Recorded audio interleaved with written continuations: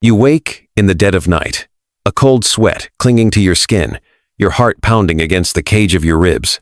The room is silent, but something feels alive, something unseen, lurking just beyond the edge of your perception. You sit up, eyes darting to the shadows, and for a fleeting moment, you catch a glimpse of it. A figure, faceless yet familiar, staring back at you. It's not a stranger. It's you, or some version of you that you've never dared to meet. You blink, and it's gone, leaving only a question burning in your chest.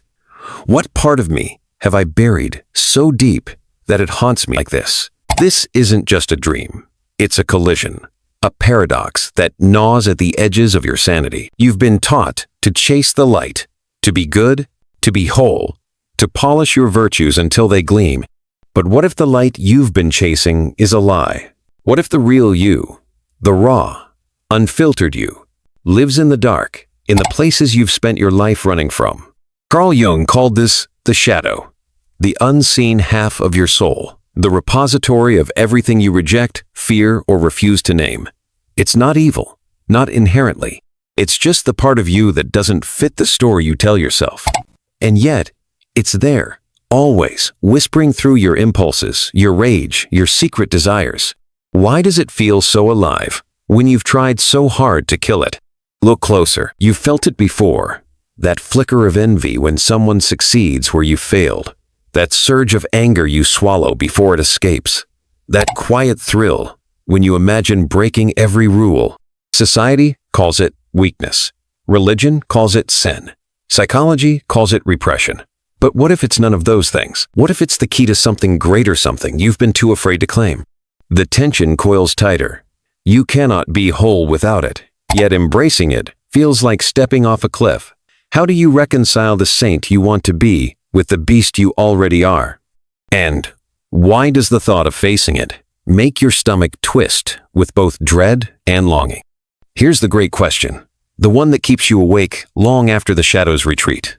What happens if you stop running?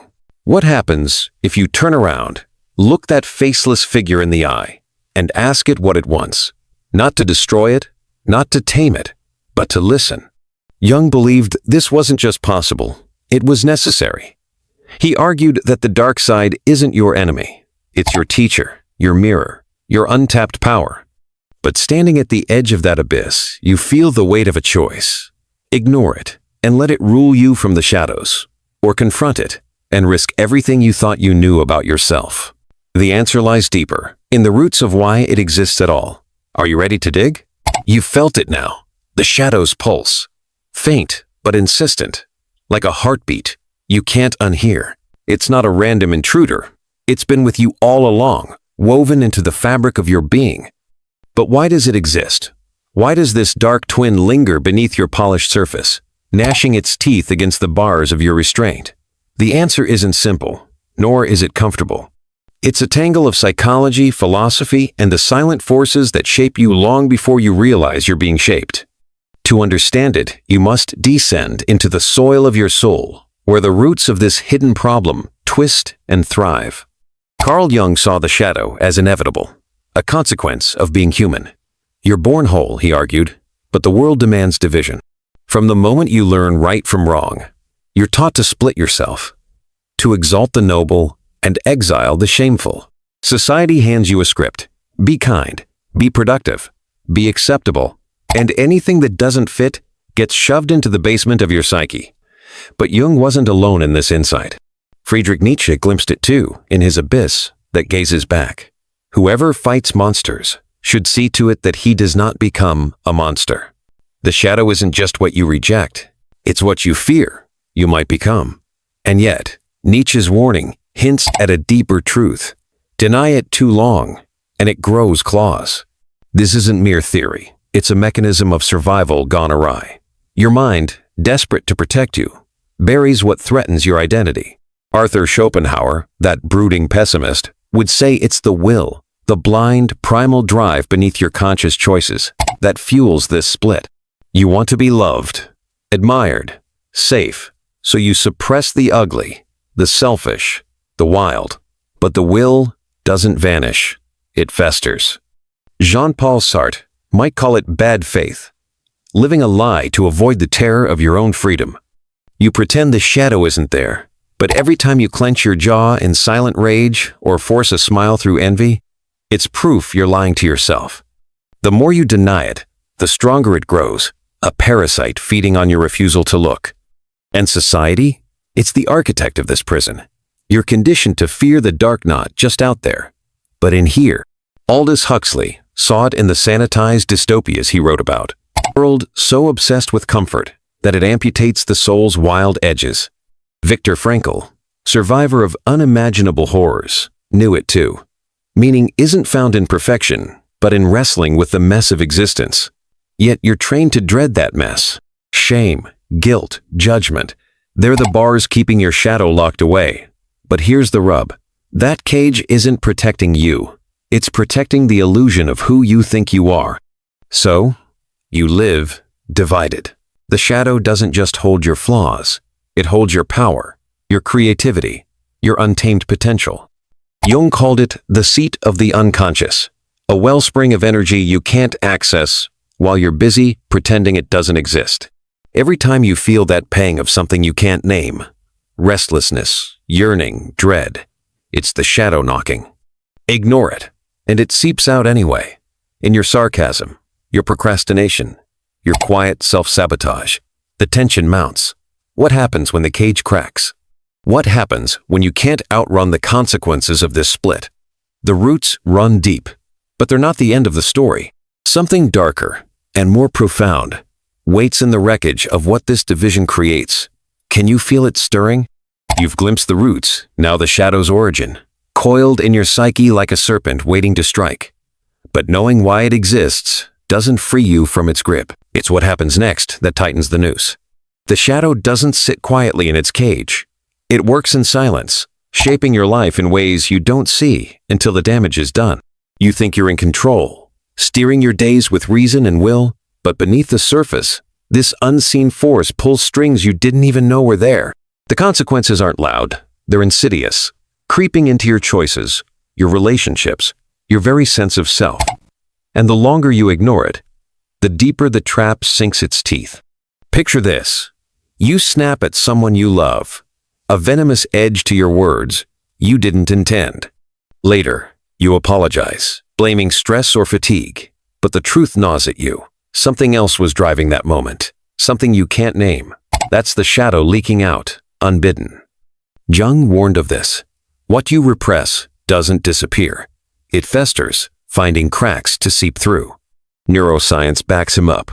Your brain's amygdala, that ancient alarm system, doesn't care about your polite facade. It flares at threats you won't admit, fueling reactions you later regret. The shadow thrives in that gap between what you feel and what you show, turning buried anger into resentment, stifled desire into obsession. But it's not just personal, it's societal. Look around. The world is a gallery of projected shadows. The tyrant who screams for order secretly craves chaos. The saint who preaches purity wrestles with lust in the dark. You see it in the news, in the outrage, in the hypocrisy. People shouting loudest about what they can't face in themselves. Cognitive biases amplify this mess. Confirmation bias keeps you blind to your own contradictions. The Dunning-Kruger effect convinces you you've got it all figured out.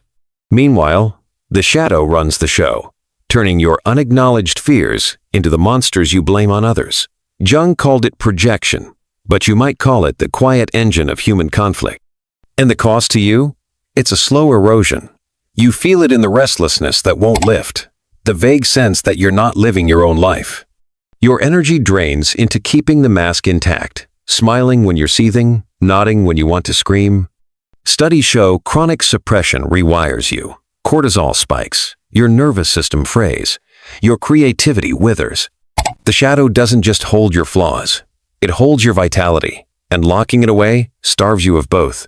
You become a ghost of yourself, polished but hollow, wondering why happiness feels like chasing smoke. Ever notice how the people who seem most together often crack the hardest? That's the shadow's revenge. The urgency builds. You can't outrun this forever. Every day you let it fester, it carves deeper grooves, habits you can't break, wounds you can't heal. dreams you can't reach. Society won't save you. It's too busy policing its own shadows to care about yours. Science can map the brain, but it can't tell you what to do with the beast inside. The trap is real, and it's tightening. But here's the flicker of hope you've been waiting for. What if the shadow isn't your doom? What if it's the key to breaking free? The consequences are clear, devastating, yes, but they point to something bigger, something just beyond the edge of this abyss. Can you sense the shift coming? It's time to find out. You've seen the shadows work now. It's silent sabotage. It's unseen weight pressing down on your life.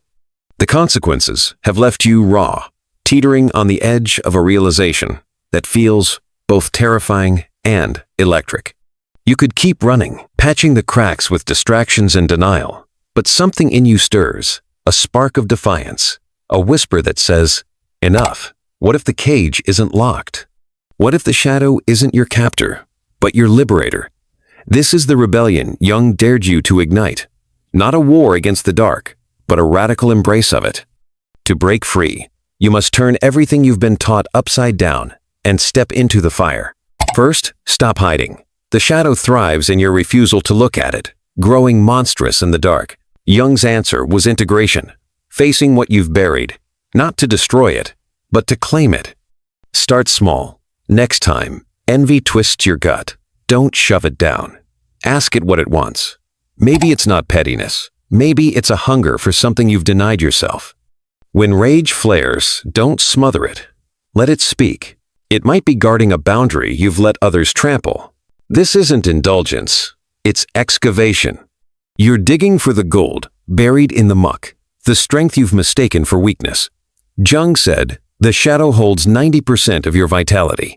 Imagine what happens when you stop throwing it away. This takes a mindset shift so counterintuitive it feels like betrayal. You've been trained to see the dark as the enemy. Sinful, shameful, dangerous. But what if it's the opposite? Nietzsche's Zarathustra danced with his demons, not to tame them, but to learn their rhythm. The Stoics, like Marcus Aurelius, faced their flaws head-on, not to erase them, but to wield them. History whispers of rebels who broke free this way. Socrates, defying Athens with his unapologetic questions. Frida Kahlo, painting her pain into power. They didn't flee their shadows, they invited them to the table. You can too. Stop asking how to be good, ask how to be whole. Here's the practical edge. Watch yourself. Catch the moments the shadow slips out, your sarcasm, your procrastination, your sudden tears. Don't judge them. Map them. What triggers them? What are they protecting? Then, experiment. If you've silenced your voice to keep the peace, speak once, sharply, and see what shifts. If you've buried ambition under humility, chase something selfish for a day. The world won't end. You'll feel the rush of reclaiming what's yours. Neuroscience nods here. Rewiring habits starts with small, deliberate acts. Your brain adapts, your shadow integrates, and the energy you've spent fighting yourself becomes yours again. This isn't easy. Society will balk. People love you predictable, not powerful. Your own fear will claw at you, screaming that this is reckless. But that's the point. Rebellion is reckless. It's stepping off the script and into the unknown. Jung called it individuation, becoming who you were meant to be, not who you were told to be. You're not erasing the light, you're balancing it with the dark, forging something stronger. Feel that shift? You're no longer a puppet of your shadow, you're its partner. The cage is open, and the air tastes different now, charged with possibility. You're not done yet.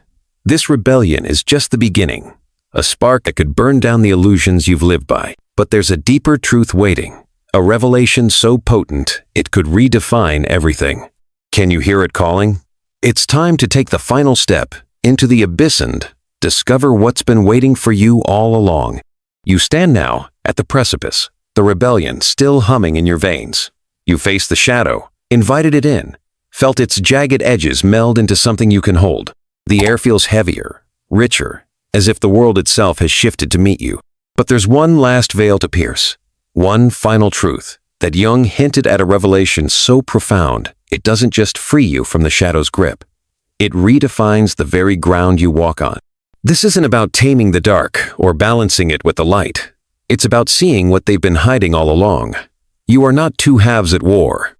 You are one vast, untamed whole, and the struggle itself was the illusion. Here's the ultimate truth. The shadow isn't a flaw to fix or a burden to bear. It's the missing piece of your infinity. Jung didn't just want you to integrate it. He wanted you to realize it was never separate. The moment you split yourself, good from bad, light from dark, you bought into a lie older than language. Nietzsche saw it too. There is no such thing as moral phenomena, but only a moral interpretation of phenomena. The shadow's evil is a story you've been told, a label slapped on what doesn't fit. Strip it away, and what's left? Raw, unfiltered you, beyond judgment, beyond division, a force as natural as the tide. Can you feel the weight of that dropping away? This is the paradigm shift. Your darkness isn't your enemy or your teacher. It's your essence, as much as your kindness or your courage. The rage you feared, it's the same fire that drives you to create. The envy you've buried, it's the hunger that pushes you toward meaning. Viktor Frankl found this in the camps. Suffering and strength weren't opposites. They were one current, flowing through him.